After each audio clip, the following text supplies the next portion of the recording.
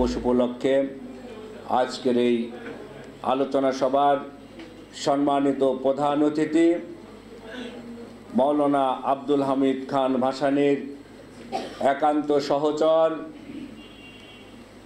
বীর মুক্তিযোদ্ধা, বিএনপির স্থায়ী কমিটির অন্যতম সদস্য, আজীবন রাজপথের লড়াকু সৈনিক শ্রদ্ধেয় নজরুল ইসলাম খান, আজকের এই সমাবেশের সভাপতি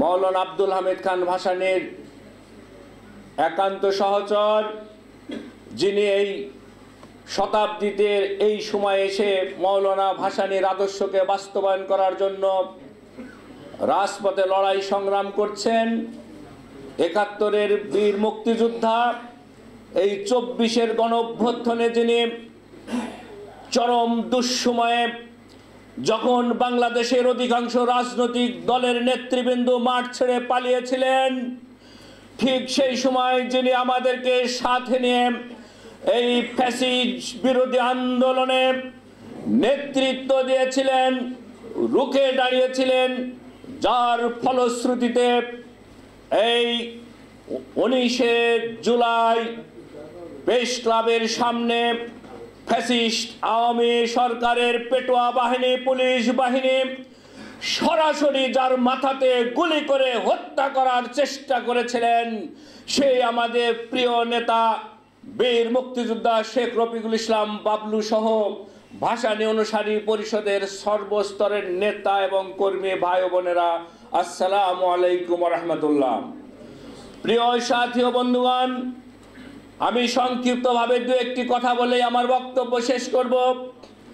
এই বাংলাদেশ শুধু নয়, ভারতীয় উপমহাদেশে যিনি কৃষক, শ্রমিক, মেহনতি মানুষের ভাগ্যকে পরিবর্তন করার জন্য বিভিন্ন সময় রাজপথে লড়াই করেছিলেন, যিনি শিশুকাল থেকেই কিশোরে পৌঁছার পরেই ওই দেওবন্দ থেকে লেখাপড়া করে ফিরে কৃষকদেরকে যে অত্যাচার নির্যাতন করত জমিদারেরা, সেই জমিদারদের বিরুদ্ধে রুখে দাঁড়িয়েছিলেন, যার ফলশ্রুতিতে বাংলাদেশের একাধিক জেলা থেকে তাকে বহিষ্কার করা হয়েছিল।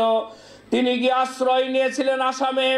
সেই আসামের কৃষক, শ্রমিক, মেহনতি মানুষের দুঃসময়ে পাশে দাঁড়িয়ে কাঁধে কাঁধ মিলিয়ে তাদের অধিকারের জন্য সংগ্রাম করে অবশেষে একটি দল গঠন করেছিলেন। সেই দলকে আসামের রাষ্ট্র ক্ষমতায় বসিয়েছিলেন, কিন্তু নিজে ক্ষমতা গ্রহণ করেন নাই।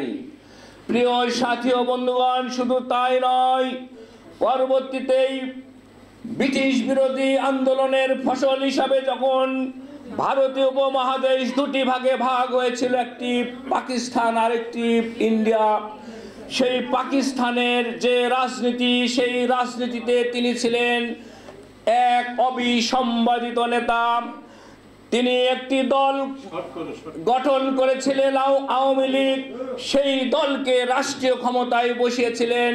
আমি আপনাদের কাছে প্রশ্ন করতে চাই, পৃথিবীর এমন কোন নেতা বা মহানায়ক আছেন যিনি দল গঠন করে সেই দলকে রাষ্ট্রীয় ক্ষমতায় বসানোর পরে নিজে প্রধানমন্ত্রী বা প্রেসিডেন্ট হন না? এই রকম নজির কিন্তু পৃথিবীর কোথাও নাই। কিন্তু উনি আসামেও প্রধান দায়িত্ব পালন করেন নাই। আবার বাংলাদেশের যখন তিনি কাকমারি সম্মেলন করেছিলেন, তখন তার হাতে গড়া দল, সেই দল পাকিস্তানের রাষ্ট্র ক্ষমতায় ছিলেন, অথচ তিনি প্রধানমন্ত্রী বা প্রেসিডেন্ট কোনো পদই গ্রহণ করেছিলেন না।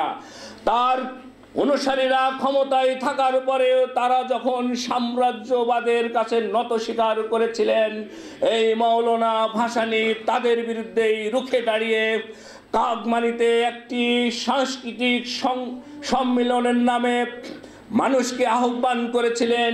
সেই আহ্বানে অনেক দেশ থেকে রাজনৈতিক নেতৃবৃন্দ, সামাজিক নেতৃবৃন্দ, সাহিত্যিকবৃন্দ এসে উপস্থিত হয়েছিলেন। ৬ তারিখ থেকে ১০ তারিখ পর্যন্ত তিনি সাংস্কৃতিক সম্মেলনের মাঝখানেই সম্মেলন করেছিলেন।